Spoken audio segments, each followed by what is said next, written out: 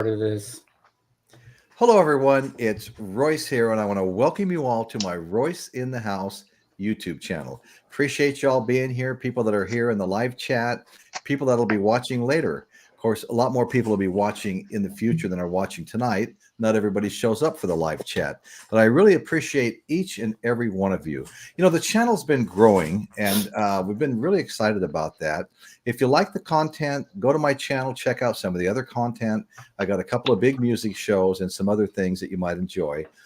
Please consider subscribing to my show. And another thing I'd like to ask you for is to hit that like or thumbs up button. And the reason that's so important is there are milestones on how many likes you get. And the more you get, the more your show gets a chance to be presented to other people. That your show gets presented. People go searching for content on YouTube. They're looking for something, say, musically inspired. And if you have a lot of likes, your content can get presented to them as a show to watch. And then that continues the growth, you know, and brings more people in. So I just wanted to mention that. It's really important. And before we get started here, there's some people I want to say hi to in the chat. We've got Eric Schultz is here. Hey, Eric. Saw Gringo earlier. I don't know if he's come back yet, but Gringo. I saw Eric earlier in a chat, I think. Gringo Pines was here earlier. Eric Schultz is here. Psycho's Platters just showed up. James Watson's here. Angela, hi Angela. Been missing you. I hope all is well. You know, yes. I know you've suffered a pretty serious situation lately, and I can really, my heart goes out to you. I've been through the same thing, and it's never easy. Dr. Rick, how you doing, Dr. Rick, brother? Good to see you here, bro. Angela. And the Music Sanctuaries just joined us. Okay. So we got all kinds of people joining us here. And, all the usual suspects. All the usual suspects. Okay, so once again, please hit that like or thumbs up button. Give me more chance to get distributed out there. So tonight we're going to be talking about, I never thought I'd see anything like this, but the Traveling Wilburys. Just an amazing band. Michael, have you ever seen a band put together from so many iconic musicians? Oh, well, I'll tell you, the one thing, I did some research, of course. I bought both of their albums. I enjoyed them when I bought them.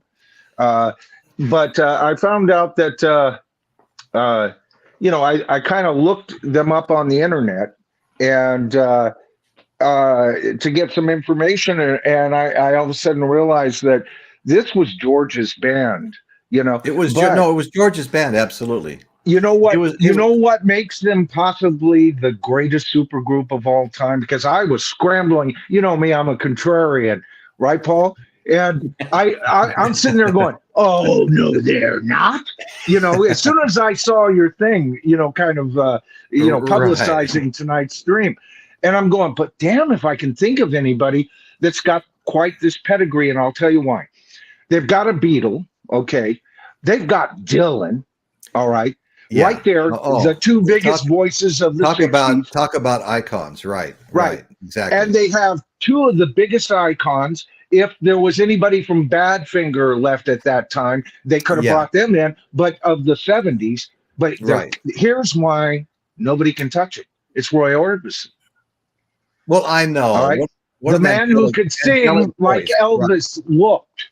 You know what I mean? No, I know exactly. That's a great way of putting it. Elvis said he wouldn't go on after Roy Orbison because it'd make him look bad. Yeah, I know.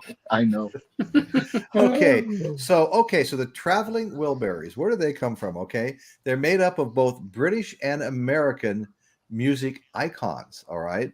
And it was never planned. This was not planned. Okay. It's almost unbelievable that five of the biggest legends in music, modern music history, came together and formed this supergroup. So this is the story of how George Harrison, Bob Dylan, Tom Petty, Jefflynne, and Roy Orbison. And I hate to leave out Jim Keltner. Jim Keltner was a studio drummer and percussionist that never got listed as a Wilbury, but he did play all the drums on both albums. Okay, so he Yeah, deserves to but be. wasn't he known as Barton's Sidebury or something like that? They I'm gave it not. like it was their way of making him a distant cousin, you know? Okay, okay. Well, Well, he played they on all had. every Beatles solo album except for Paul McCartney, you know? Well, they all had nicknames for one another. Yeah. Okay, but anyway, so the band's formation originated from George Harrison being asked by Warner Brothers to come up with an original B side for a song that was off his album Cloud Nine. Okay, he had a song called "This Is Love," and they needed the B side because they wanted to release it as a single. So the time was the mid 1988 when Harrison got the call about the B side. He was working at Bob Dylan's studio along with the album's co-writer Jeff Lynne. You know, Jeff Lynne is so important in our classic rock.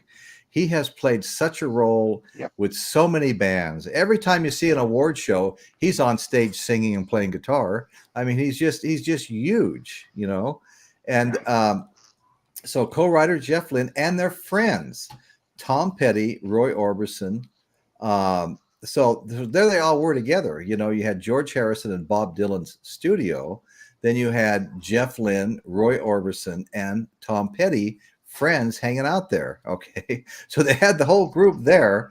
You know, so the time was mid 1988 when Harrison got the call about the B side. He was working at Bob Dylan's studio along with the other album, you know, producer, Jeff Lynne, and their friends who I already mentioned. A couple of days later, when George showed up at the Warner's A&R offices to play them the new song "Handle with Care," which was the B side for the single, you know, Mo Osteen, Mo Osteen was Warner's A&R label. You know, he was the chairman of the label. His crew heard that song and they said, "Oh my God, this is way too good to be buried on a B side of a single." So he approached George and said, "Why don't you guys just take off with it and make an album out of it?" Well, I was preaching to the choir because George and the other guys had already decided they wanted to make an album out of it because they were all so pleased with it. And so that's how this whole thing got started with the Traveling Wilburys. Okay, they decided. And by the way, the Go Wheelbarrows, ahead. what is it? How did they get their name? It was Jeff Lynne and George Harrison in the studio. All the tidbits that they recorded that sounded kind of sour, George would say, "We'll bury it in the mix." We'll bury the mix. And he also nicknamed the equipment Wilburys. Right. You know? And George originally wanted to call them the Trembling Wilburys. The Trembling and Jeff Wilburys. Lynne said, That's right. no, Traveling. Yeah. Right. That's Jeff Lynne did what Jeff Lynne always does: keep everybody straight. He goes, no, not the Trembling Wilburys, the Traveling. So there it was. They adopted the name, the Traveling Wilburys. I just And want you to know mention how they got what's his name, Roy on the four of them. First of all, it was George and Jeff saying, I want to make this band, George says. Jeff goes, yeah, that'd be cool. And George said, I want Dylan. And Jeff said, I want Roy Orbison. Okay. No discussion whatsoever about Tom Petty at that point. Oh, okay. It was later when George went to pick up a guitar from Tom Petty at his house that he invited him with it. And then the four of them went to a Roy Orbison show. And just before he went on, they went up and they said, we want you to join this band, and here he's looking at these icons. He goes, okay. Then he goes up and does the show. And all four of them all night just looked at him and went, man, that guy's in our band. Right. Amazing story. Amazing story. That's exactly right. And we've been joined by Jeff Davidson and Daddy Boggs and Caitlin Stoddard, our own Caitlin Stoddard, as well as the other people I've previously mentioned. So anyway, they knew that. How you doing, Daddy Boggs, Caitlin, all of you, man? It's good to see you. Like I said, they knew that song couldn't be wasted on a B-side, okay? and George Harrison and the guys had already decided they wanted to make an album on. They didn't want it to be the B-side either. Okay, so it all kind of came together. Everybody was sort of on the same page without any kind of a conversation. Okay, so I mean, Mo Osteen was and his crew, at Warner A&B were completely blown away by that song. They just couldn't even believe it. They thought it was fantastic. Osteen actually stated that we urged him on. This was exactly what George wanted. Okay, he didn't need a lot of urging. This was actually something he had pre-planned. It's kind of like me sending you albums, Michael. Devious man. Devious. Totally devious. That's right. I thought I was out of the vital community, and then they dragged you back in. That's exactly right. They sent the Godfather after me. Yeah, and it made you an offer you couldn't refuse. Yeah. Well, Don, I am so sorry. Don Vito Royce. I shall be in the vinyl community yet again. Right. Well, I haven't yet introduced Psycho's Platter. Check out Psycho's Platter's channel, folks. He's having a fun time. I've been over to there. his channel all over the place lately, it seems like. Paul's having a fun time over there, and he's an entertainer. Oh, he does a bang-up job. Funny. Thank you. You're doing good, Paul. You are doing good. And James, we got Sir James Ono Lennon. I don't know if I can say it all. James, go ahead and pronounce your entire name. Sir James, Bowie, Sinatra, Lenny White, Lennon. I mean, you've covered all the bases in about six generations. There'll be a quiz later. I've already filled Next, we're going to find out he's the sixth Wilbury. And of course, the other four members, couldn't even comprehend refusing the temptation to to work alongside of a former Beatle. Okay. I mean, that's a big thing. I mean, Ringo could have anybody he wanted in his band, and of course, as he does to this very day. As he does, everybody wants to play with the Beatle. I mean, what is bigger than playing with the Beatle? I mean, there's nothing bigger than that. And when I say this is the best supergroup, now I'm not trying to compare it with like a Led Zeppelin, who had all these magnificent, players in their own right, all of them top of their game. But this was superstars. In their own right, all coming together after they became superstars, and that's pretty damn unusual, if you ask me. Yeah, but I can't think of another. Royce, don't forget George Harrison when the Beatles first came out. He had that more rockabilly approach to his guitar. That's Carl right. Perkins was a hero of his, and he had learned all the riffs. Right. When they first came out, George Harrison was considered a crackerjack guitar player. It's just when the blues guys with Eric and all of those guys started making the scene that he was not seen quite the player. Yeah. And the Beatles listen to John Lennon's rhythm guitar on All My Loving and tell me he's not the world's best rhythm guitarist ever. Right. Well, George Harrison's great. I always call him the king of the hooks because he can hit one note. He can hit one note and you name that song. His hooks are just absolutely incredible. Nobody had better hooks than George. They pull you right into the song, and then the other guys kick in, and it's just over with. They got you. Right. That's the way it should be. And when he went to slide guitar, rather than tuning it to a G or an E and do the slide positionings like the great blues slides, he kept it to standard tuning. And that's why his slide work is so melodic. Right? Yeah. Oh, yeah. Eric Clapton pretty much, I think, trained him on the slide work. And Eric learned it from Duane Allman.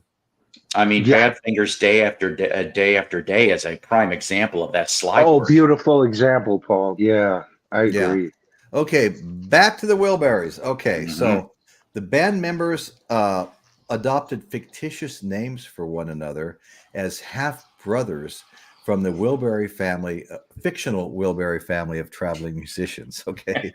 So they all came up with these goofy names for one another. Okay. So anyway, afterwards, of course, their debut album, Volume 1. Now, this is an interesting story about Volume 1 and Volume 3. Okay. Volume 1 was highly anticipated due to the infamous lineup, of course, and was a critical and commercial success. Okay, so anyway, they were big albums. Now, I don't know about you guys. I personally don't have a Traveling Wilbury album. I've been wanting one for a long time. And actually, they went out of production actually for a long time, too. It was not, I won't say recent times like the last couple of years, but the Harrison family finally released a box set. And we'll mention that later. And I'd love to get that. They probably have it down at one of my local record stores, Boo Boo Records. They seem to have everything. Okay, right. So anyway, so this first volume 1, the first album, actually sort of, resurrected both Bob Dylan and Tom Petty's careers. In 1991, the album won the Grammy for the best, duo or group performance. So that was pretty impressive too, Right. Following Roy Orbison's tragic death in 1988, December 1988, of a heart attack, the band was on pause for the foreseeable future, Right. I mean, he was such an integral part of the band. And like I said, his voice is absolutely angelic, Well, Roy was the soul of the band. George was the leader. And Jeff was the producer with George as assistant producer. I mean, they all had their places, Right. In March 1990, Harrison, Lynne, Petty, and Dylan would finally reunite after this long pause, and they'd start working on their sophomore album, okay? A record they intentionally misnumbered. This is kind of a fun story. They misnumbered it. They didn't name it Volume 2. It was their sophomore album. It was Album 2. They named it Volume 3. And when George Harrison was asked, why did you skip Volume 2 and go from Volume 1 to Volume 3? He quoted Tom Petty and said, well, Petty said there was so much pressure on us because Volume 1 was so successful and there was no pressure on Volume 3. So we just named it Volume 3. Right. They were trying to avoid the sophomore album curse that many bands have suffered. Curse in comparison, right? Right. Many bands' second effort is often a letdown, and some bands then regain their momentum, and some bands like Montrose just disbanded. That first Montrose album is wonderful. The second is good, but it's nowhere near as brilliant as the first, and then they were done, Yeah, well, that one I have is kind of a greatest hits. We talked about that one day when I showed it on my show.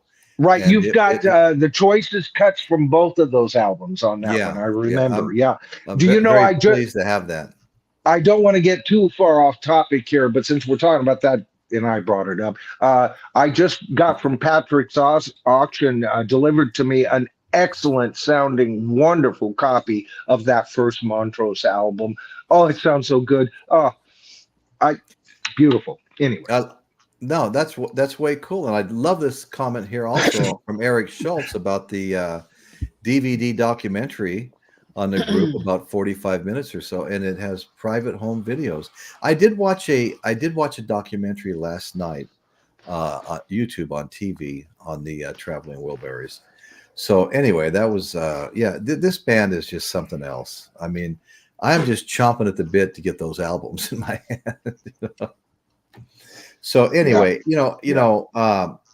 what's interesting is that the second album, Volume 3, was also a commercial success. Not like the first one. They were probably wise to skip using 2 and avoid the comparison. But it did reach number 11 in the US and 14 in the UK, earning platinum in the US. Volume 1 sold 7.1 million units. Volume 3 sold 3.1 million units.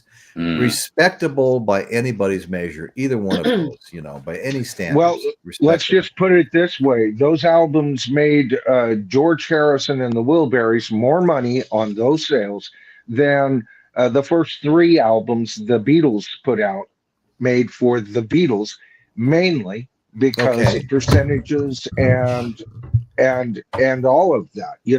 I mean, all of that. That's right. well, the built-in, the cost of albums even at this time had gone up as astronomically.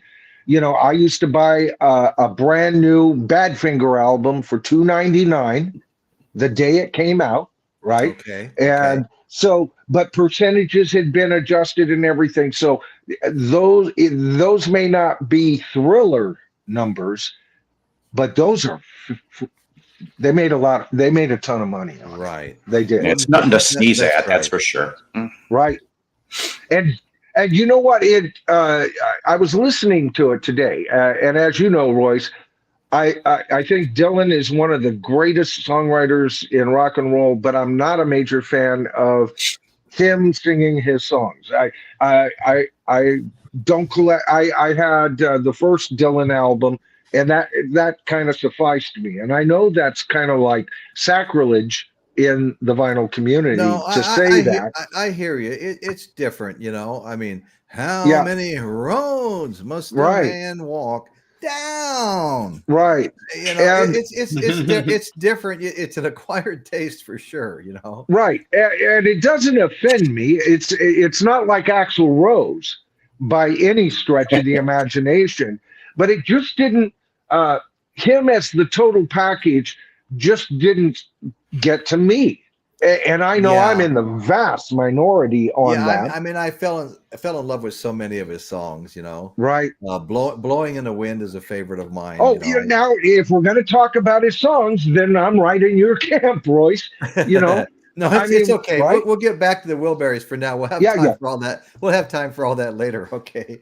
So anyway, George Harrison had originally envisioned just a series of albums and a tour and a film about the band. But unfortunately, after 1991, they never reunited. Okay. They never reunited. Although some of the members, of course, did work on, one another's solo projects, as they probably had done even prior to forming the band, the Traveling Wilburys. But anyway, so they all just went back to their, solo careers. They enjoyed. I have a theory why they didn't. I have a theory why.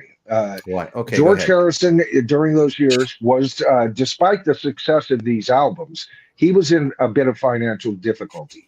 The Beatles had always wanted to release or been pressured to release this mythical Long Winding Road documentary about their career. They couldn't ever get it together. There is a documentary called that, but it's not by them and it's not the original concept. So right around this time, wasn't it 94, Paul, that the anthology came out? Was that it? The first one, 94. Yeah. Okay, so 91 to 94. It took them years to put that documentary together, and it has been said that George Harrison, he was the only holdout, but he needed the money. And so he cooperated with that. And so there's where his energies went for the next few years. And I think that's why the Wilburys just didn't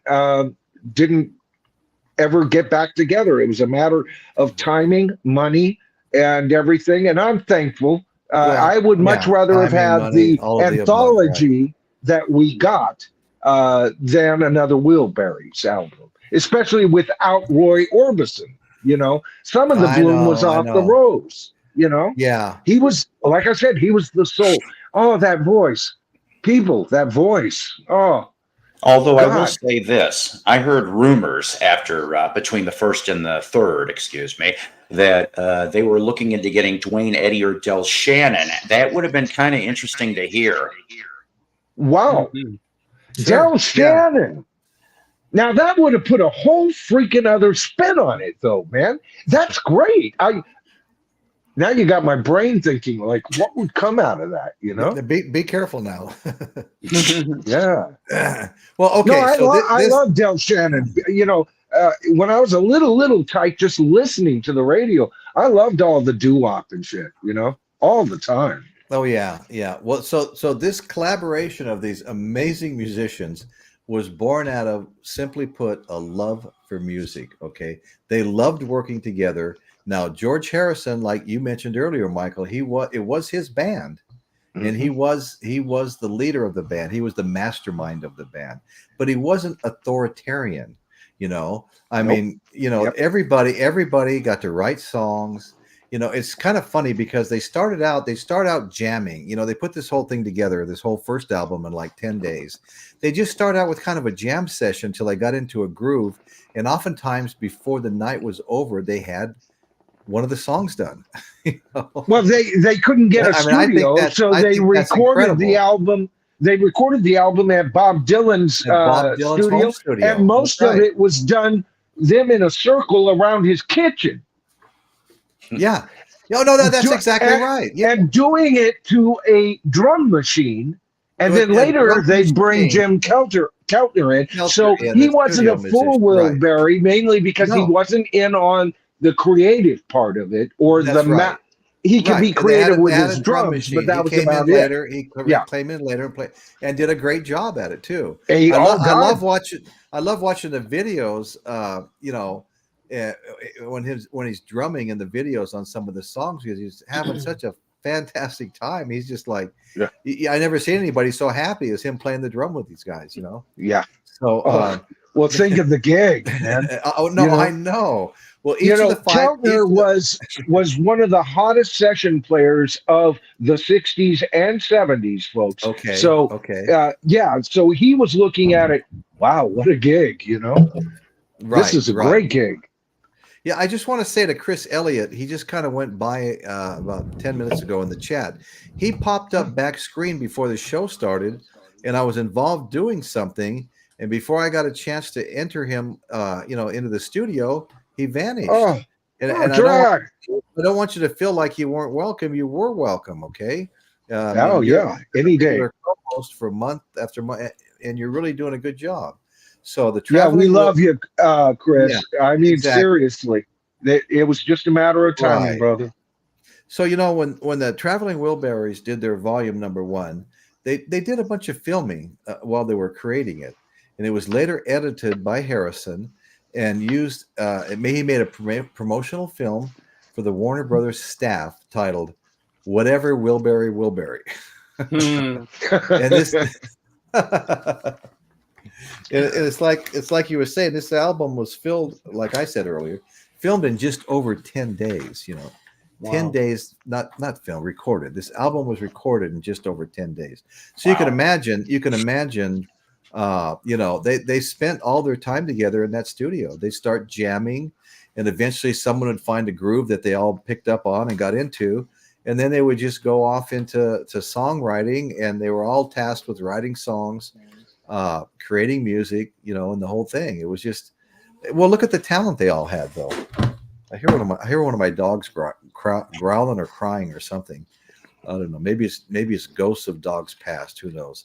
Anyway, the band would never tour, and I think that's kind of a bummer. For some reason, I'd always assumed that they toured, because you'd see these videos that look like they're on trains and stuff. It looks like they're on tour, But in reality, the Traveling Wilburys never toured, and that would have been fun if they had. It would have been the biggest tour of the year in a record breaker. Right. No doubt. No freaking doubt. Or at least one good show where they could have recorded it. Yeah. Paul, you're right. That would have been wonderful. A tour was absolutely anticipated. Kind of like what Zeppelin did, Yeah, as was the next album, which maybe they'd call that third album, Volume 2. Who knows? But anyway, so George Harrison sadly died at the age of 58 in 2001. Brain and lung cancer. Was he 50? I thought he was 59. Well, that's always been in my head. I missed it. Okay. Right. Well, I've been wrong before. It was always in my head. Oh, George died a year before. He didn't even see 60. So maybe that's the story I wrote in my head and gave him 59. Right. So then it was followed by Tom Petty, of course, quite a few years later, at the age of 66 in 2017. and that was an accidental overdose. I understand that he had some hip problems, and he was on all kinds of different medications. He had a ton of medical issues. Yeah, yeah. He was, from what I understand, he was looking to kind of get out of the game.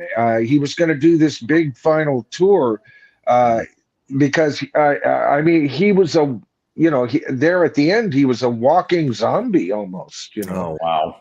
Kind of an Ozzy Osbourne, I guess, right?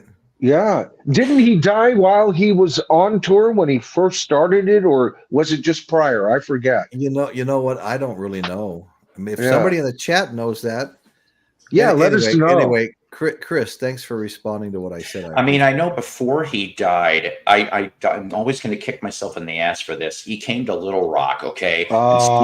Steve Winwood was the opener, all right? Oh. Yeah, I know. Go figure. Nice. And I was going to take my wife, and I'm like, I just couldn't come up with the funds or the time. And I'm like, we'll catch him next time. I'm like, and then I read, I'm like, damn it. Oh, God. I kicked myself. Steve Winwood. Yeah. Opening. But okay, that should have been called the Icon Tour, man, for me. As far as songwriters and greatness. Steve Winwood, I mean, god dang. I mean, that's what an icon. You know? Steve Winwood, who's not in what? Right. How he was amazing. How the frick frack? See what I did there, folks? You talk about has that ever in what right universe is he not in the Rock and Roll Hall of Fame? But anyway, no. We're talking about the Wilburys. I think he didn't he get inducted the same night that Prince and George Harrison and all them were inducted. The one where Prince did that amazing. The last solo. thing is he in the Rock and Roll Hall of Fame? I thought Winwood was still out. I'm wrong. I thought he was inducted that same night, probably for Traffic. You know, that was a great band. But but I mean, as Steve Winwood. The man has written. Okay. His latter career was probably more successful than Traffic. They just had the rep. Well, very few people get the double whammy there, where they're in a band and they're in as a solo artist. There's very few people that get that. Only one has gotten 3, and that's Eric Clapton. Oh, Eric Clapton has 3. I didn't know that. Yep. Wow.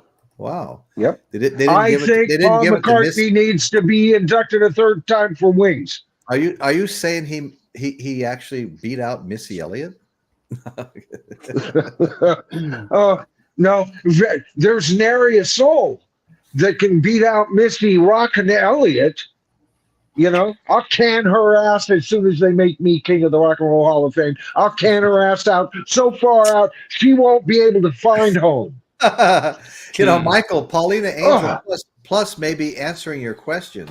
I have it up on the screen. Hollywood Bowl was the final concert of the tour for Tom Petty. My mom and sister saw him in concert. Wow. Paulina's a virtual encyclopedia of yes, she is. Yeah.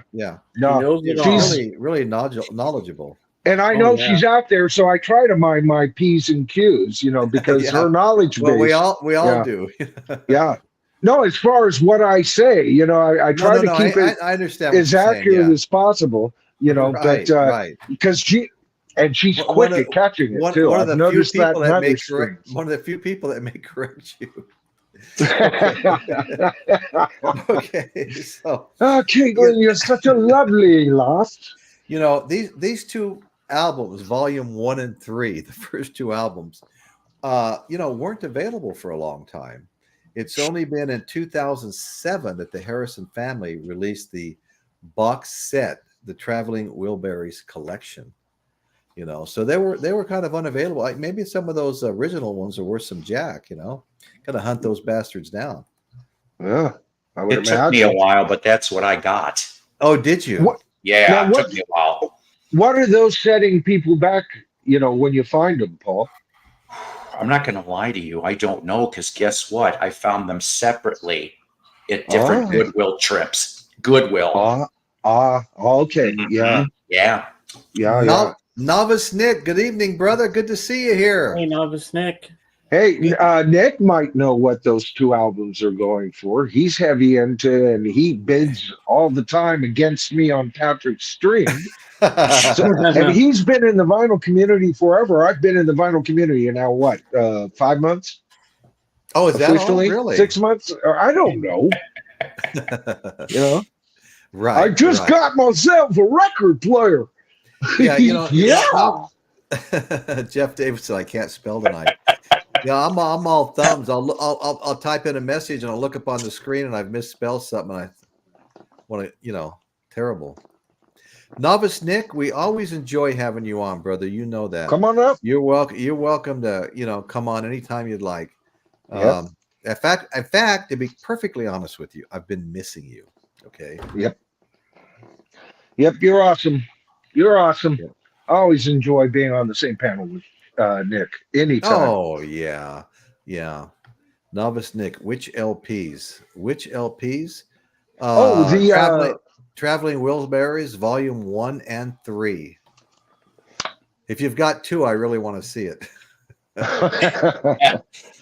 We were just wondering what's because Royce was saying they stopped printing them out, and we're not aware if there's current mixes available. We're not in the know, Right. Nick, and maybe No. you are because you've got your finger on the pulse beat. Yeah, I wonder if that new box set included some remastering and mixing, like you're talking about, Michael. That would be interesting to know too. Yeah. I'm just not aware of it. I wonder if don't there know. was any outtakes. Oh, that's was- what would be great. Yeah, I was always Hey, curious about that. yeah, look at that. We have David here, Safe and Sweet. Sound Audio Excursion, Texas Audio Excursion. No. Hey, All right. good to see you, That's brother. that's a good price, man. Yeah. If they're available, Very David. good Yeah, price. that's like a bargain. I call that a bargain. The Hey, best Dave. you ever. No, Right. wrong band. I just want to say to Safe and Sound Texas Audio Excursion, David, that I miss having you on too, man. I really enjoyed all those shows you came to. I mean, your knowledge, your expertise on the whole, being able to dissect the sound of the various albums, from various eras of the same band. It just never ceases to amaze me. You are the master. You are the master. I got to tell you that right now. Ooh. I'd love to have you jump on and start showing up anytime. And I need to start doing that more on your channel too. My problem is I'm still working for a living, man. And when I'm going on people's shows, it's usually because I'm between jobs. And when I get back to work, I become kind of scarce on other people's shows because, I tell you, when you're self-employed, I'm a contractor and, part-time real estate agent, my wife and I both. But I mean, it's not an 8-hour-a-day job. Sometimes I'm in here working in the office at 5 a.m. Michael's gotten messages from me at 2 a.m. Oh yeah, and I usually get back to you within 5 minutes because I'm a freaking vampire, right, Royce? That's exactly right. You and me both. I mean, it's just the way it is. Yeah. I've never been good for any more than 6 hours sleep. I can go all the way back to elementary school. 5 hours was more of an average. I'd walk to school in the morning at elementary school all the way through the desert from Henderson, Nevada, up to the school. And I'd be not only the first one there, but I might have to wait an hour before I started seeing other students wake up. Yeah, Wow. I get That by was just- with 5. I get by with 5 or 6 hours a day. But as a younger person, 15 hours wasn't enough. Yeah, I've never had that problem. I'll never forget the one time I slept in. My wife was slamming doors and banging cabinets. I said, Bad Betty, Betty. I sleep Bad Betty. 5 hours a night. I finally sleep in because I'm exhausted. You're making so much noise. You're trying to wake me up intentionally. What the hell's that all about? The word is Okay, called wife. Yeah. She just wasn't used to it, No, anyway, because I mean, yeah. I usually I make the coffee. I don't make the coffee, but I get it ready before I go to sleep. I fill the big thing, put it on the back, I put the coffee in the filter. It's one of these big ones that makes lattes and all this other stuff. And you can make the frothed milk if you want to and stuff. I didn't take you as a metrosexual. No, it's my daughter's. It's my daughter. Seriously. Are you going to start bringing it? Hey, Royce, are you going to start bringing it up on stream and make lattes in front of us? Wear a debonair hat as you do it. And in the background, you hear cool. My whole point is, I just get it ready at night. And I wake up in the morning and push a button. I usually come into my office for about 20 minutes and go back out there and get my first cup. Sometimes sometimes I'll wait a little longer. I don't want us to start getting kind of stale before anybody else wakes up. I don't want to do that to everybody. But anyway, so Eric. Well, kudos to you, Royce, because I'm going to tell you, I do. I'm a little closer to you than maybe some of the people that are watching this, and I know how freaking hard you work. I have brothers that are in similar industries that when it rains, it pours. And you got to learn to make hay while the sun shines, because lots of rainy days. And Royce puts his every other energy after he does that first, then he takes care of his family, and then it's this channel. Kudos, man. And guess what? This guy has had the most incredible growth period this last 90 days. Royce, you have gotten near 500 subscribers in the same period it took you to get your first time, or in a period that it took you to, when you think of your first 500 subscribers, you've done the next 500 subscribers in about 1/4 of the time, or 1/8 of the time, if I really think about it. Kudos, man. You're doing something right, brother.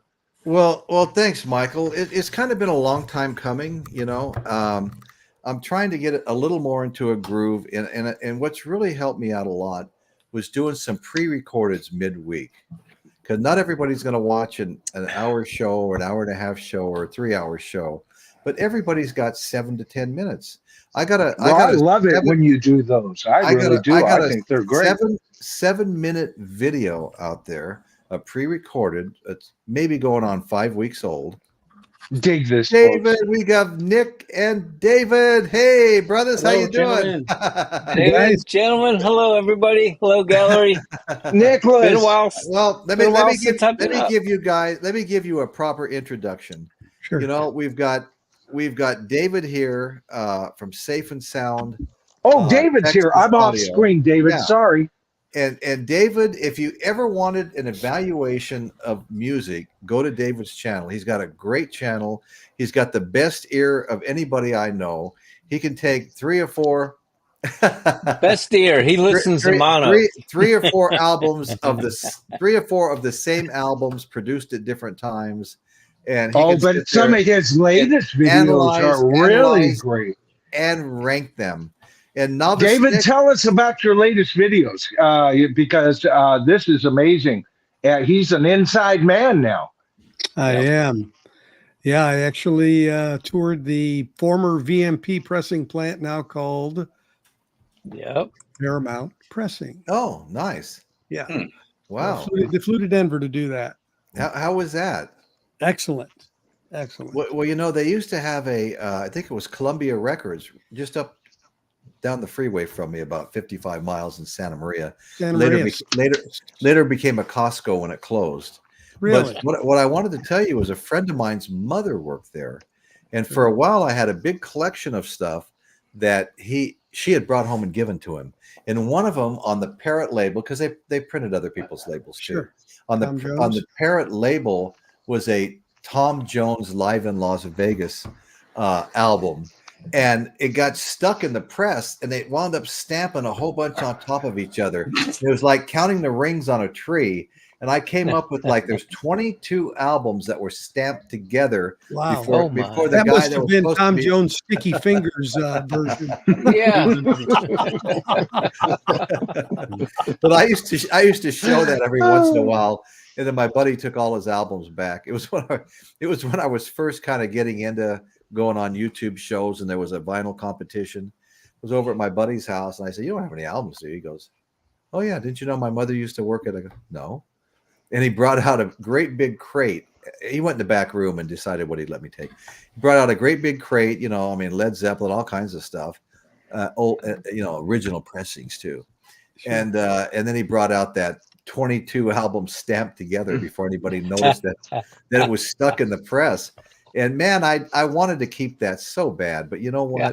I kept all of it way too long. I was actually embarrassed. I finally took it down to his house and wound up asking him what he wanted for all of it. And he goes, "No, I'm just going to give it to my grandkids as kind of an inheritance thing." And he did. I saw one of them on Facebook showing off the albums.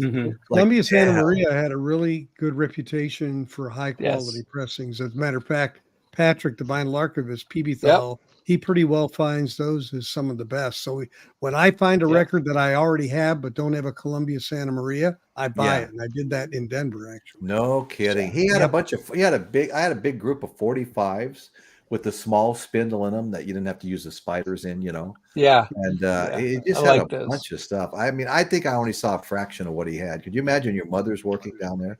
Hey, Royce, would you mind putting up the comment prior to Eric's? Okay, no. Dan. Okay, is that Dan Goucher? I'm not sure. Yes, that. Yeah, why don't you speak on this? I don't want to get into the politics of what's going on with that. You know, what everybody thinks of YouTube versus what everybody thinks YouTube should be, or anything like that.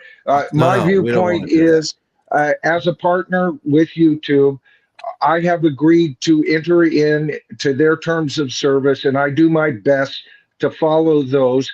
And Larry, I always thought was well within those terms of service, but there is some, he's been demonetized, everybody. Dang. And that's the Canadian Stud Muffin, right before he's ready to reach 50,000 subscribers. He's had videos that are 13 years old, that have been on YouTube for 13 years old, that are 13 years now, that have been demonetized. He fought those and he won that, but his rebuttal was refused.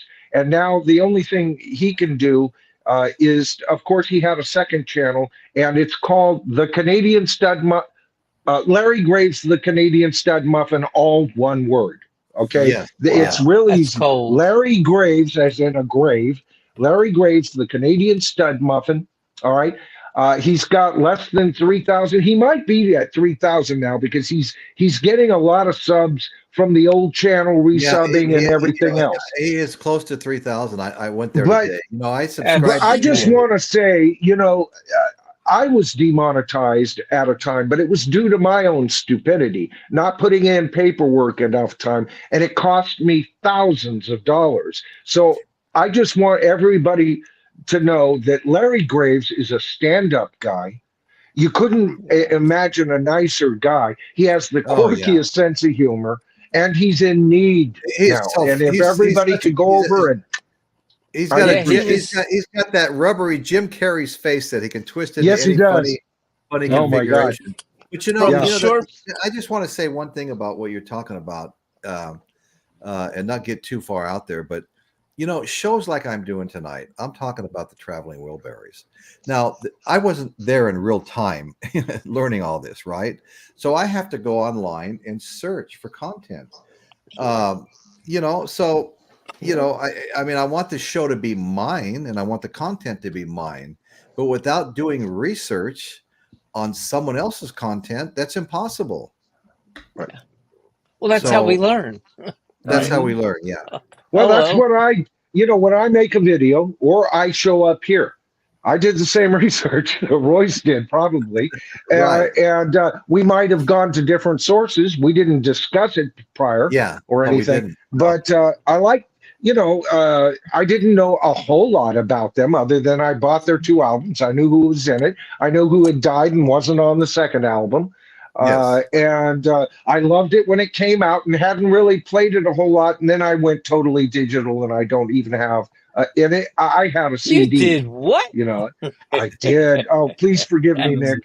But Royce, Royce has cured me of my evil, rotten ways. I was an evil gunslinger at one point, but ever since I met my beloved Royce, he's brought me back into the fold. I've got 35 albums now, folks. Wow! All this time, exciting. All this time, I thought you were burning anal logs back there. I thought you were an anal log kind of guy. Well, I just leaving Michael to his own devices. If I left Michael to his own devices, he'd be a streamer. I just couldn't do that. I figured if I gave him enough albums, he'd have to buy a record player. You know what? I'm real good. Talking about streaming, I'm really good at not having to have all the pressure on me. Right. Here on your show, but I don't see myself as ever streaming, mainly because I don't think that's my forte. No, I'm not even tempered enough. First of all, that's how I feel. or if I go into the drama, then it goes into another zone of existence, and I don't want that. I hear so you. I don't see it as my. Now I will be maybe doing live streaming on my channel for my members. Cheap plug. Right. See, see what a scoundrel I am. You are a scoundrel. Now, were we discussing streaming music? Yes, music. Yes. Yeah. I want to thank Eric Schultz quickly here. Nick he goes, told a get a coworker who was into classic rock about my channel, and he immediately subscribed. I don't know if he's watched anything, but he subscribed. Well, thank you so much, Eric. I really, really appreciate that. I'm the guy that goes into Cragen's or O'Reilly's Auto Parts. Hold on. I'm the guy that goes into Cragen's or O'Reilly's Royce, Auto by the way, Parts. let me interrupt just real quick. Those guys to subscribe. Go ahead. I'm sorry. I'm up and down for people who haven't been on the stream for the last few weeks. I threw my back out. So I would never dream of getting up and down like this. I know it's distracting, but if you're new to the stream, please, I've got to readjust my lower lumbar region every few minutes. Oh, it's a prostate issue, and you're streaming in a different way. What are you talking about? Okay, now David, you said you wouldn't tell. I've introduced a regular co-host here, so we're going to bring up. Hello, everybody. Hey, Eric. Eric, and tell us. You've probably studied the Traveling Wilburys, maybe even have some of the music. Well, I got the first CD. Oh, you do? Oh, good. I actually listened to it this morning when I got up while I was doing some stuff around the house. Oh, good. So, are you a fan? Yes, very much. I don't have the second disc, but I have the first one. The first one, yeah. I watched it. I watched the documentary last night on YouTube on the television. Right. But and I really, really enjoyed it. Well, I had the CD before, but I had a cheap CD player I was using, and then it just swallowed the CD. It wouldn't let anything out. So. Oh, geez. Well, you got pry bars for that kind of thing. I've been through the same thing. I want to ask. Okay, so David and Novice Nick, what do you guys have to say about the Traveling Wilburys? Either one of you. Well, I mean, to me, I'm a big Jeff Lynne fan, and so me too. He's everywhere. When he's involved in anything, I'm anything. Yeah, no, I know. Every time you see an award show, he's up there playing the guitar. He's involved in everybody's music, man. Yeah, so I just really respected that these guys all let their egos down. Yes, exactly. Not the easiest thing to do. No, and did this for us, and for us. Thank you. Yeah, and I picked up their records, the vinyl versions in Europe. They were not even $20 each, and geez. No kidding. So they worked, that was in the last 3 to 4 years. I really want them bad. I've come across them in the past at some of the antique places that have vendors that come in and keep the shelves, Are you looking for the vinyls of those two? Yeah, I'd love to have the vinyl. I can hook you up with a couple of those. Oh, absolutely. Right on. Nice. Cool. Send me an email. Cool. Yeah. No good stuff. Exactly. Yeah, absolutely. Go ahead, Nick. This is intermission. I was just going to add that I feel that they had a mutual respect for each other enough to actually feel as if they're all standing on the same piece of ground where they could, put their Yeah. talents together and create a better, separate from their solo and their own work, but to create a Yeah. better, it's kind of like cooking when you take a bunch of great ingredients by themselves. They're wonderful and great and have their own wonderful flavors. Right. But sometimes there's dishes where you can add wonderful ingredients, no one being the main part, and they all create a brand new thing like the Traveling Wilburys, and just Nice be analogy. I love it. outstanding. Yes. Well, most of my world is surrounded by cooking. But if I can fall back to the streaming thing for a second, Yes. I think all genres have all the different mediums have a place in our world. When you hear a song or a band or a new voice, you don't have to wait for it to come on the radio, or you can search for it on a streaming device, and you're Right. able to hear it. You're looking for the music itself and its basis and what it's composed of. And then if you like it, you can step up to whatever format you care. It's only Great. appropriate, Nick, because digital is all about sampling. So Yep. I love it. I love it. Absolutely. And No, but there's also another point, Nick. There is a proclivity with there's been studies. The younger, what do you call it when you take a poll? Most young people are finding it very gratifying to own a thing. You know what I'm saying? And so versus having exactly right versus having it on your hard drive right versus having Apple TV. They want a physical copy, either DVD or whatever format, or they want and now I'm back into it and I'm enjoying the whole. I'm falling back in love with it, but I'm a newbie again. Absolutely. There's nothing like the smell of vinyl in the morning, baby. You know what I'm saying? Better than napalm, right?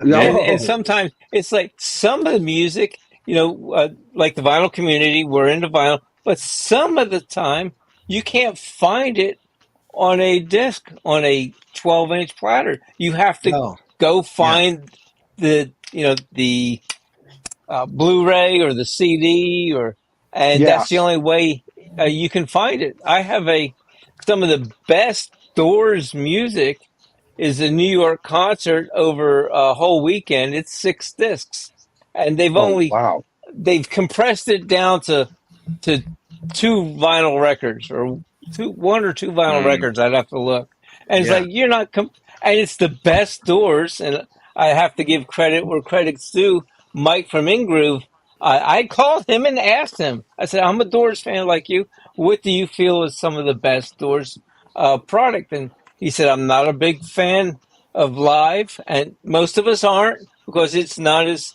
well done as a studio.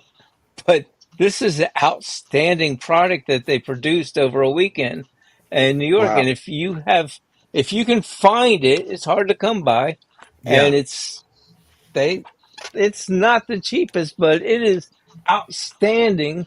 I'm trying to recall what the name of if I got them right here. I'm going to bring this comment real quick. I love this comment of Eric Here it Schultz. is. Roy Orbison was already gone when they, made the video into the line. And then when they get to the line where that he's saying, they show a picture of an empty rocking chair. Why I never picked up on that, I have no idea. Eric, thank you so much. Thank you so much, man. Oh, you didn't pick up on that, Royce, huh? I guess I didn't. Yeah, I mean, it just kind of blows my mind. I think because I remember when I saw it, I cried. I absolutely cried the first time I saw that video. I was alone in my apartment with no one to share my life with, and that's why I was crying. But no, I did get it. I got it right away. Right. It was like, oh, Roy. I mean, now that we're talking about it, I can visualize it, but for some reason, it just didn't hit you. Yeah. No, it didn't hit me. No. He kept saying, "I wonder where Roy's at." Yeah. Yeah. Right. Speaking of the Doors, Ooh. this is a Speaking great. of the Doors. This is a 5.1 of the Doors' greatest hits. Oh, Yeah. nice. Atmos. Nice. It is Okay, amazing. It's definitive, available yeah. on Rhino for like You know, $25. I Oh, was wow. always Okay. a Multi-channel. Doors fan. Really available on Rhino for $25. Yep. Wow. Every Now- time I see a picture of him, I'm reminded of that Rolling Stone cover with him on the cover going, "He's hot, he's sexy, he's dead." That came out in about 1980, 82. Right. Yeah. Just for clarity, if I may, it's live in New York. The Felt Forum is Okay. Sunday evening. This one is from January 18th to 1970. So it was Can that you whole order weekend. it from the In Group?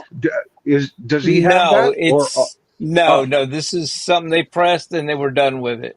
So oh, you'll I have to see. go to see. I got them without the box and everything. They're a little more reasonable in price, but they Yeah. came with a little booklet and a box and all that. But I was able to get the real discs, and it's all about the music.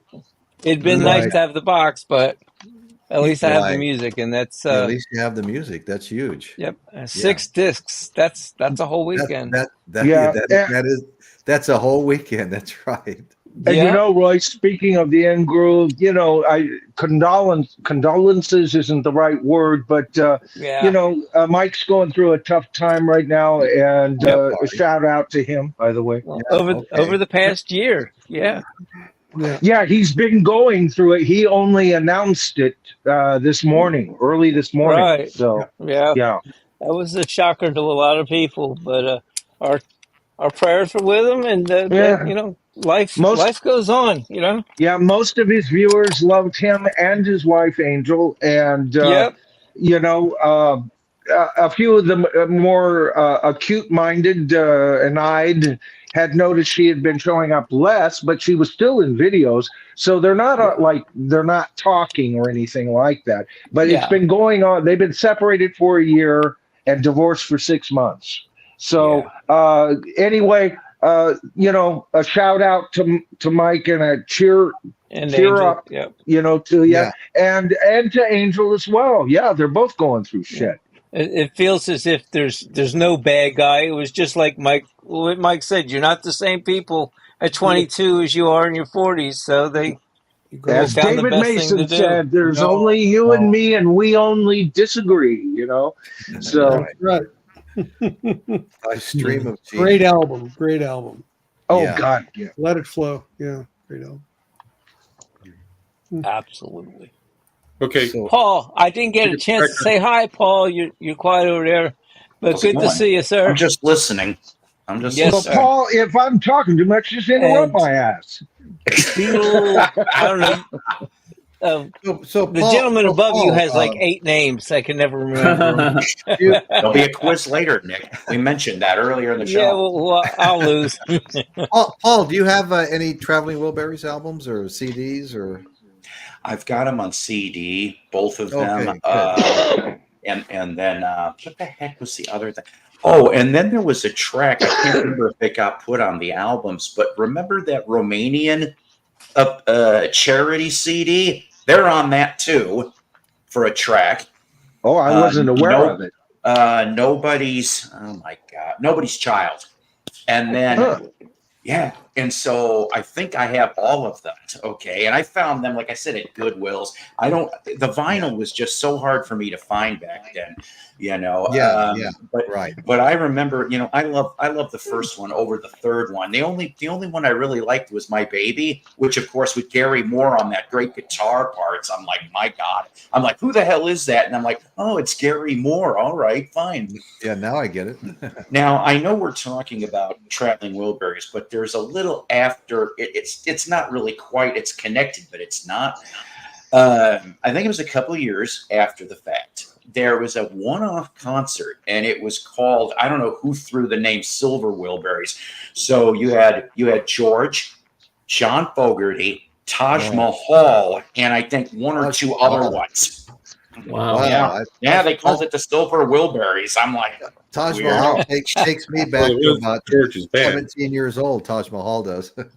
Oh yeah. But anyway, you know, Eric brought up something I'd like to remind everybody, and this is kind of a more of a personal thing, but Eric's asking everybody to hit the thumbs up or like button. And the reason that's important to a YouTube channel, because the more you get, there are some milestones in how many likes you get on a particular show, but the more you get, the more likely you are to be presented in front of people searching for content. Mm-hmm. So if you're getting those opportunities more often when people are searching for content, you're going to get more people watching your show. You're going to get more views. You're going to get more subscribers, and the show just continues to grow. We're on a little bit of a growth spurt here, and we want to thank everybody for supporting us. It really means a lot to me. We've been working hard at this. It's never easy.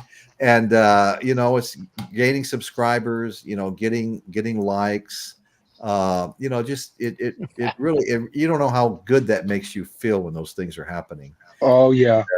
You know what, folks? Royce just received his first paycheck as a YouTube partner. Right? Nice. Woo! Don't send it all in one place, Royce. No, not in one place. No. Actually, he made more than I would have guessed he made. You know, it was well over $1 billion. Okay, that's right. Yeah, so, it is. But you know what, Royce, and these other guys, we know exactly how you feel. For those of us who are monetized on the panel, because that first paycheck, I wouldn't have cared, and I mean this, if it was 25 cents. Oh, I know.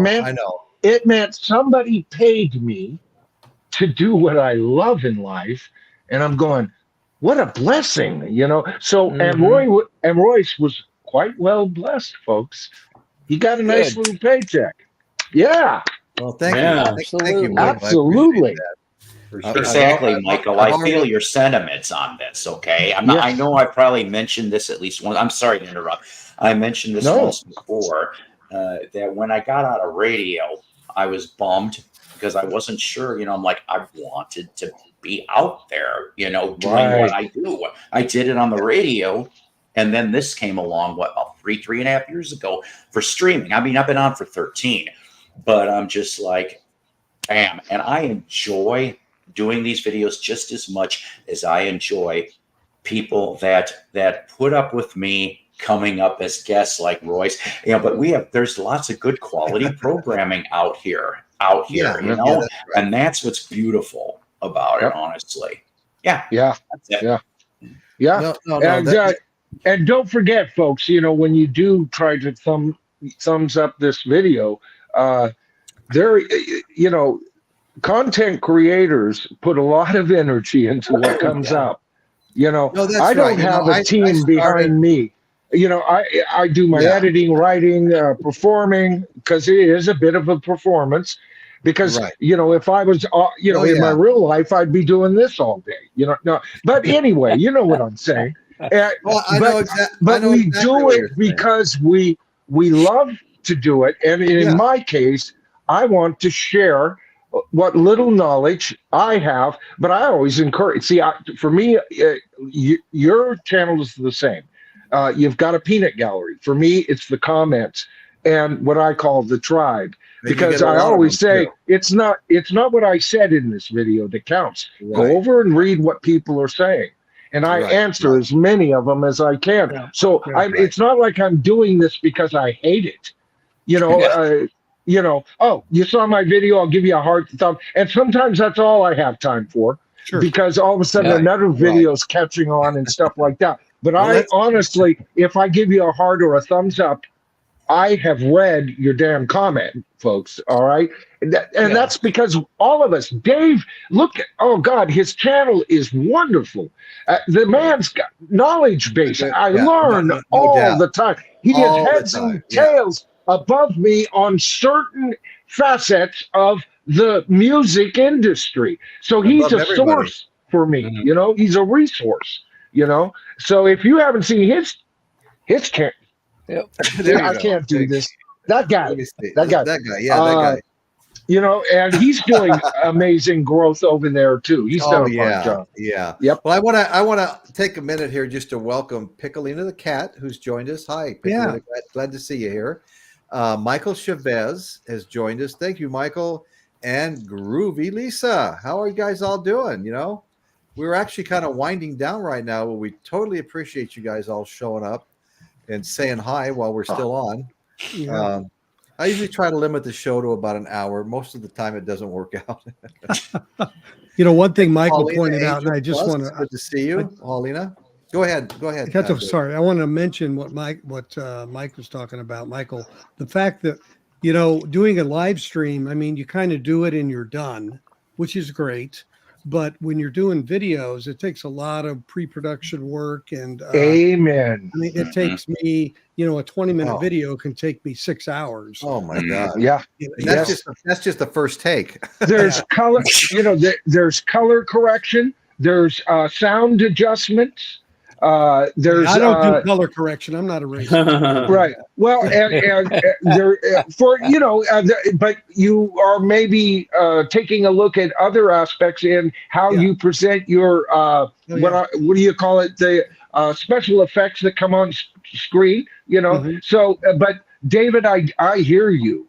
I put all that energy you're talking about into every video, and then when I'm done, I look at 2/3 of them and go, oh, Jesus, what was I fucking talking? Or excuse my language, talking about, you dumb. Oh, they're going to crucify me in the comments on this one. Well, I do my best. I want to respond to Paulina Angel Plus. She mentioned Jim she Keltner, made a good point. The session drummer, and we did talk about him. Right. I brought him up. He's the only one that isn't listed as a Wilbury, but he played the drums. He was a session musician, played the drums on both Volume 1 and Volume 3. And he did a great job. And I love the videos, because he's just grinning from ear to ear. He looks Jim like Keltner. he's having Jim Keltner. He looks like he's having more fun than all the rest of them. Just being there. Yeah. So thanks for bringing that up so we could bring it up again. Yeah. So anyway, anybody have anything else to say about the Traveling Wilburys? Because I haven't really said much yet myself, so I have a question for you all. Sure. Okay. Why didn't George bring in his best friend Eric Clapton on the group? I think Eric Clapton would have been cool in the band. Well, he was already working with all of those other guys at Bob Dylan's studio doing things. And, there's like 5 guitar players in the band already. One ego too many, maybe. I don't know. I really don't have an answer for you. At the time, Eric Clapton's career was kind of at a resurgence. He was getting all those too syrupy pop with the high-tech sound, Pilgrim and all of that. I might be missing a year or two here, but he was heading in that direction if he hadn't gotten there. And I still say George never quite forgave him for Patty. Yep, I agree. I think he still loved Eric. I do, but I think George was a little bit once bitten, twice shy. I would be. Yeah, you don't. Yeah, it would be a little harder to hang around with. But that's a great question, James, because I was thinking about that today too. Yeah. Hey, where's Eric? Yeah. And my favorite Wilbury song is Last Night. Oh, okay. That's a good one. Great song. Yeah. Nice. See, this is the thing. You brought this up kind of, Royce, at the top of the video here. Yeah, but I mean, the whole Traveling Wilbury phenomenon, I guess, if you will, to me, musically, it almost reminds me of like the planets lining up. It was going to be a once in a lifetime for a short time, and that was it. I agree with you. I agree with you. Timing is everything, and it was really everything on this band coming together for sure. I agree. Totally agree. Totally agree. Same here. And you know what? That's people talk about that era. That we can all argue about what that era was. For some older rock fans, that era began in 55-ish. For a lot of classic rock fans, it was somewhere in the 60s. And how long that extended is a great debate. I believe it went through early grunge and kind of died away from that point. That's my classic rock era. But during those eras, think of all the freaking bands and what they came up with, the changes. There was magic. There was magic in the air. You almost have to believe that. Or like you said, Paul, the planets, the human elements just so many human elements accidentally aligned and created this music. Wow. I was so shocked. A coincidence. What a coincidence. Right. I mean, I was so shocked when that first album came out. I think it was maybe MTV that brought, I think they premiered the Handle with Care video, and I'm going, what? And I'm like, I watched that thing. I said, I love this damn song. Like you guys are saying, what a coincidence. What are the odds that George Harrison is going to be playing in Bob Dylan's studio with his co-writer of the album he just put out, Jeff Lynne. So there's the first three, right. And right off the bat, there's three of them together already. So they just didn't have to look too far, No. And you know what, James, you brought up Eric Clapton. You know what? Think of how much he loves Eric Clapton, but Eric Clapton is a second love, even to Paul McCartney, for George Harrison. This was a brotherly, familial love that he had for the Beatles. He had that kind of love with, and it was a newly established love. Remember, the Beatles opened for Roy Orbison before, right when they got their contract, or just prior, or right after. Okay, when they toured England. Okay, so George knew him right there. As a matter of fact, I'm not sure if it was I forget which song Paul wrote. John and Paul immediately went out and wrote, and it was a #1 hit. When in the back of the van, Roy Orbison showed him his new song, Pretty Woman. Okay, so to answer your question, James, I think George was going for people that he truly not only loved, but knew there was no ego that would get in the way, because in the interviews, he said exactly that. And Tom Petty backed him up in later interviews when he stated that it was emphatically George Harrison who was the leader of that band. Oh, no. Yeah, he was the leader. He was the mastermind and the leader. But he mastermind pull-off, Royce. He wasn't authoritarian. He was just, he was easygoing and very easy to work with. Well, yeah, he had been picked on his entire career. He wasn't going to make that mistake again. Good point.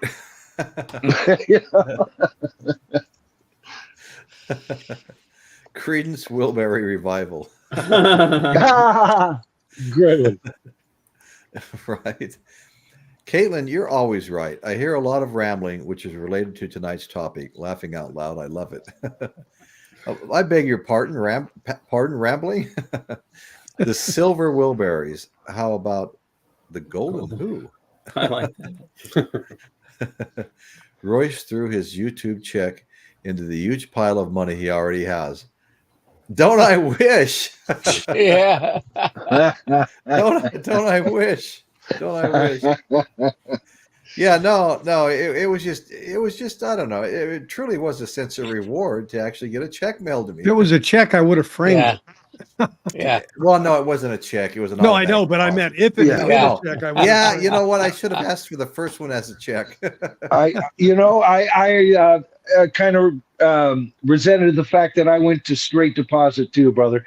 I would have put a 5-cent check, a 2-cent check, a 1 penny check on the wall. It'd be behind me in my videos, because that was such a feel good experience, Yeah, yeah, that's right. It is. No, it totally is, because what's funny is, guys, I started this channel out on the construction site. You know, I made a video how to build a patio cover the right way. I was referred to some people out on the they lived on the golf course in Paso Robles, next door to the country club. And which used to be your biggest video, but is no longer your biggest. It had 14,000 views. It was a big video. Yeah. And you know, and then I started having fun just filming little construction videos.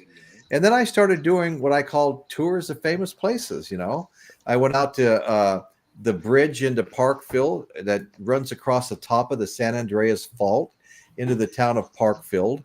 And the ground shakes in Parkfield every single day. It sits on top of the San Andreas Fault. It's the most heavily monitored place in the world for earthquakes. And so we went out there, and there's a restaurant there, and it's all ranches, and everybody sitting at the bar had a cowboy hat on. They were watching a rodeo while we were in there. There's about 1,000 branding irons hanging from the ceiling and all kinds of, you know, props like that, you know. And it was a fun place, had a great burger out there, and made a fun little video about it. We went up to Clint Eastwood's ranch, Mission Ranch. Ooh, and had dinner there. Then we went down to the Hog Breath Inn that Clint owned for 27 years and sold to a friend of his. And that was a fun time because I was in there to try to get some excitement going. And that used to be a great restaurant. I've been there a couple of times. They served good food. I can't speak for even if it's even in business anymore. But right. And I asked the employees. I said, "Clint been in lately?" And and I'm sure they tell this to everybody. Oh, he was in last night. I'm like, you're kidding me. Just missed him. So we're having all kinds of fun stuff like that going on in there. But I don't know, I probably have 45, 50 videos on, you know, tours of famous places, you know. Well, you know what, folks, how I discovered Royce was he put out a video where he went to the famous spot in San Francisco, psychedelic USA. Haight-Ashbury, and I just found his video, and I left a comment, and we've been friends ever since. At that time, his channel was bigger than mine. You know, so did you have to bring that up? I'm just kidding. It's all good. No. See, Royce, I don't forget that. Yeah. You know, I'm very loyal. To me, I remember when I was a nothing and you reached out to me as a content creator back, and I've always been grateful for that. I'm sorry thank you. That upsets anybody, but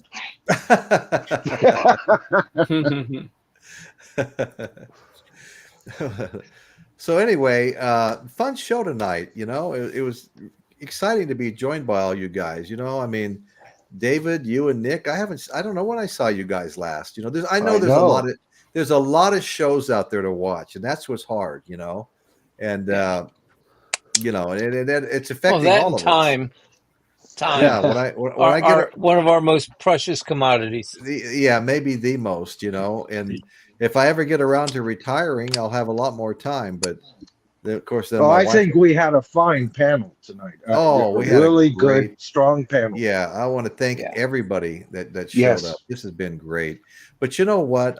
I think we've kind of run the gamut here. Clapton's ego is too big. He openly admits he doesn't play well with others in his autobiography, which he proved prior, and George knew that. Right. How many bands has that guy been in? Oh, good Lord. Yeah, a lot. He leaves them.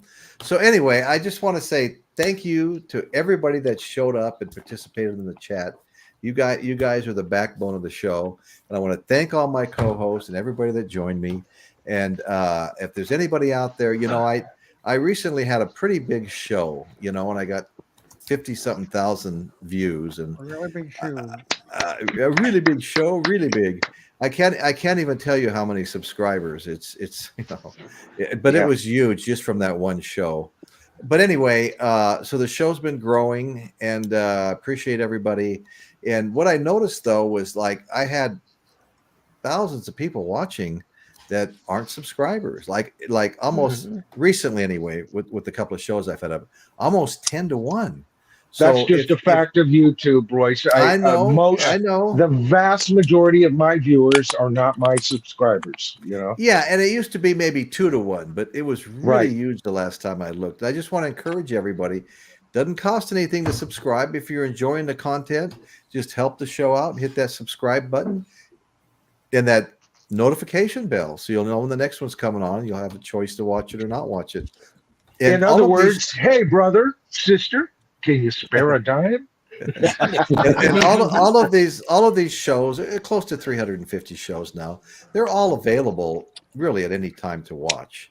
So there's something there for everybody between the music channels. There's 2 of those, the construction channel, the tours of famous places, why we love the Central Coast. I probably have at least 6 playlists.